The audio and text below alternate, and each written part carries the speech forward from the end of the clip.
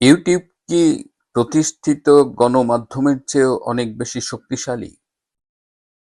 আমাদের তথ্যমন্ত্রী জহিরুদ্দিন স্বপন আজকে একটি সংবাদ সম্মেলনে এই বিষয়টি স্বীকার করেছেন। আমরা এটি নিয়েই আজকে মূলত আলোচনা করব। পাশাপাশি আজ গণহত্যা দিবস, আজ ঐতিহাসিক 25শে মার্চ, এই বিষয়ে কিছু কথা বলবো। শেষ পর্যন্ত সাথে থাকবেন। আসসালামু আলাইকুম এবং আদাব। আমি আবুল হাসনাত মিল্টন আপনাদের রূপান্তরের সত্যের আজকের পর্বে স্বাগত জানাচ্ছি। সরকারের 1 মাস পূর্তি উপলক্ষে তথ্য ও সম্প্রচার মন্ত্রণালয়ের পক্ষ থেকে তথ্যমন্ত্রী জনাব জহিরুদ্দিন স্বপন এবং তথ্য বিষয়ক উপদেষ্টা, সচিব এবং প্রতিমন্ত্রী তারা সংবাদ সম্মেলনে সাংবাদিকদের মুখোমুখি হয়েছিলেন। সেখানে তথ্যমন্ত্রী স্বীকার করেছেন যে বর্তমানে প্রতিষ্ঠিত অনেক মিডিয়া হাউসের চাইতেও ইউটিউবারদের প্রভাব, প্রতিপত্তি এবং পরিধি অনেক বেশি। কেন ইউটিউবাররা হঠাৎ এত গুরুত্বপূর্ণ হয়ে গেলেন, এত প্রভাবশালী হয়ে গেলেন? কেন গণমাধ্যম পিছিয়ে গেছে বাংলাদেশ? এটার একটা প্রযুক্তিগত দিক হয়তো আপনি বলবেন যে এখন প্রযুক্তি অনেক ডেভেলপ করেছে, কমিউনিকেশন সায়েন্সের অনেক পরিবর্তন ঘটেছে এবং হাতে একটা মোবাইল থাকলেই আপনি media, you can have your own YouTube channel. কিন্তু বিষয়টা কি তাই? বাংলাদেশে কবে থেকে ইউটিউবাররা শক্তিশালী হলো? কেন শক্তিশালী হলো? কেন গণমাধ্যম তার ভূমিকা রাখতে পারছে না? এই আলোচনাগুলো হওয়া উচিত। সেখানে অনেক আলোচনা, অনেক বিষয় উঠে এসেছিল। সাংবাদিকদের পেশাগত নিরাপত্তা, আহ, বেতনের বিষয়, যেগুলোকে মন্ত্রী বলেছেন যে এগুলো স্ট্র্যাটেজিক্যাল ডিসকাশন। এবং যেহেতু একটা মিডিয়া হাউস যখন প্রাইভেটলি ওনড হয় তখন সেখানে সরকার কতটা ইন্টারফেয়ার করতে পারে, এই আলোচনাগুলো হয়েছে। কিন্তু আমার কাছে মনে হয়েছে যে মূল আলোচনাটাই সেখানে হয়নি। আমি নিজে মিডিয়ার মানুষ নই। একটা বিশেষ অবস্থার পরিপ্রেক্ষিতে আমি এখন ইউটিউবার হয়ে গেছি। আপনাদের সামনে ইউটিউবে অনেক কিছু কথা বলি। এই গত রবিবার আমার বাসায় বাংলাদেশ থেকে কয়েকজন অতিথি এসেছিলেন। তো তাদের একজন বললেন যে আমরা বাংলাদেশে থেকে আপনার ইউটিউবের এপিসোডের জন্য অপেক্ষা করি, কারণ আমরা মনে করি যে আপনার কাছে আমরা সঠিক তথ্য পাই। এখানে একটু নিজের ঢোলটা বাজাই। যদিও আমি মিডিয়ার লোক নই, কিন্তু আমি চেষ্টা করি যে তথ্যগুলো আমি আপনাদের সাথে শেয়ার করি সেটি যেন অথেন্টিক হয়। আমি চেষ্টা করি আমার মতো করে এটা ভেরিফাই করতে।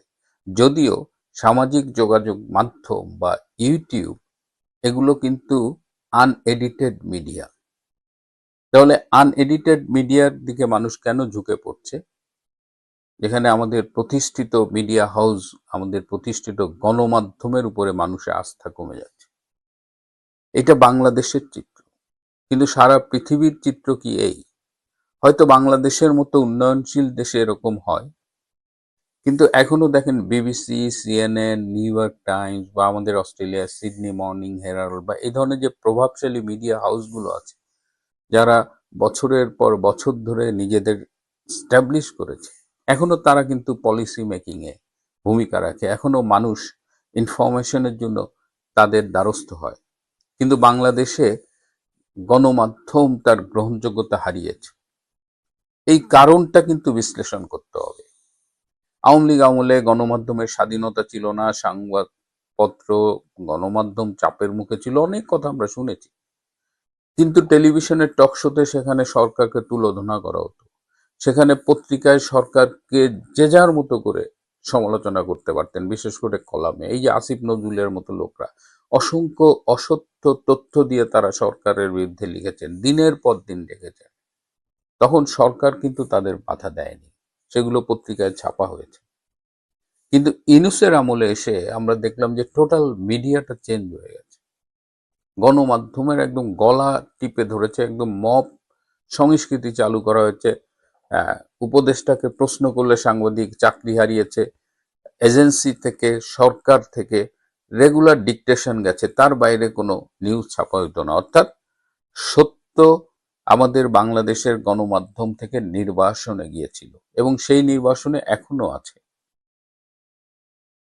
আমাদের আরেফিন স্যার ছিলেন, এই জার্নালিজমের প্রফেসর ছিলেন, ঢাকা ইউনিভার্সিটি ভিসিও ছিলেন, আমার বন্ধুর বোনের হাজবেন্ড। স্যার একটা কথা বলতেন যে যখনই গণমাধ্যম তার ভূমিকা পালন করতে ব্যর্থ হয়, তখন মানুষ বিকল্প মিডিয়ার দিকে ঝুঁকে পড়ে।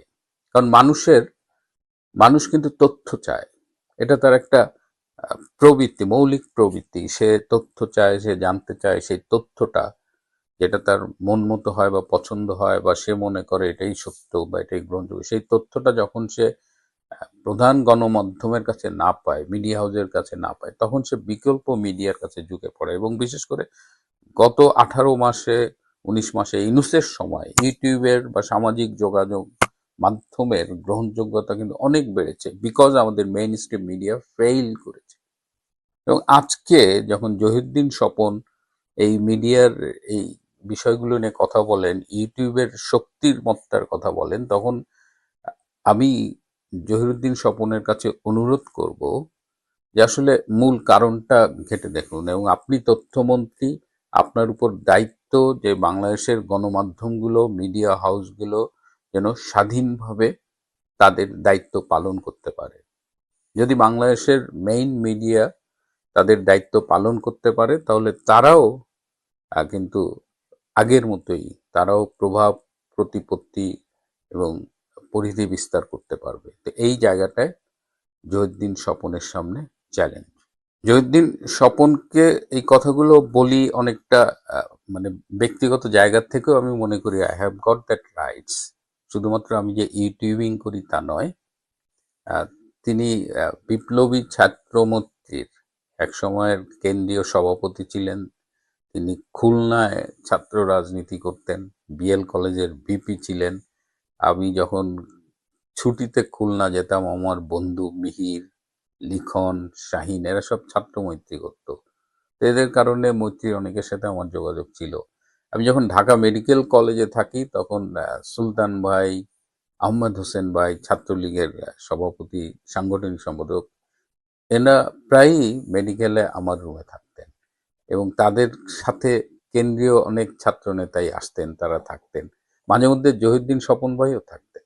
এবং একদিন স্বপন ভাই আমার 327 নম্বর রুম থেকে গেলেন এবং আর ফিরলেন না। পরে শুনলাম যে স্বপন ভাই অ্যারেস্ট হয়েছে। প্রথমবারের মতো স্বপন ভাই ওভারই গ্রেপ্তার হলেন এবং প্রায় 9 মাস জেলে ছিলেন। তো ন্যাচারালি জহিরুদ্দিন স্বপনের কাছে আমাদের প্রত্যাশার একটা জায়গা থাকবে এবং এই কারণগুলো উদ্ঘাটন করে গণমাধ্যমের স্বাধীনতা নিশ্চিত করতে পারলেই জহিরুদ্দিন স্বপন তথ্যমন্ত্রী হিসেবে আমি মনে করব তার দায়িত্ব ঠিকমতো পালন করতে পারছেন। কিন্তু সেটা তিনি করবেন কিনা, পারবেন কিনা, সেটা আগামীতে দেখতে হবে। শুরুতে যেটা বলছিলাম যে আজকে গণহত্যা দিবস, এই 25শে মার্চের কাল রাতে পাকিস্তানি হানাদার বাহিনী, সেনাবাহিনী এবং তাদের এদেশীয় যারা দালাল ছিল, সহযোগী ছিল, তারা এই অপারেশন সার্চ লাইট শুরু করে এবং এই দিন সারা বাংলাদেশে হাজার হাজার মানুষকে, নিরস্ত্র নিরপরাধ মানুষকে গুলি করে হত্যা করা হয়। এবং সেই 1971 সালের মুক্তিযুদ্ধে 30 লক্ষ বাঙালি শহীদ হয়েছিল এবং এটি ছিল সমসাময়িক ইতিহাসের দ্বিতীয় বৃহত্তম গণহত্যা। আজকের এই দিনে এবারের গণহত্যা কিন্তু অনেকদিন ধরেই দাবি করা হচ্ছে যে এই গণহত্যার একটা আন্তর্জাতিক স্বীকৃতি চাই। এবং আপনারা জানেন যে কদিন আগে একজন মার্কিন কংগ্রেসম্যান মার্কিন কংগ্রেসেও বাংলাদেশের গণহত্যার আন্তর্জাতিক স্বীকৃতি চেয়ে একটি প্রস্তাব উত্থাপন করেছে। এবং এই দিন রাত 1:30টার সময় বঙ্গবন্ধুকে ধানমন্ডি 32 নম্বর থেকে পাকিস্তানি কমান্ডো ফোর্স এসে গ্রেপ্তার করে। এই বিষয়ে আমি ছোট্ট দুটো ভিডিও ক্লিপ আপনাদের শোনাবো। আমাদের প্রয়াত এমপি মঈনুদ্দিন খান বাদল ভাইয়ের দুটো ছোট্ট ক্লিপ। এখানে খুব গুরুত্বপূর্ণ দুটো ইস্যুর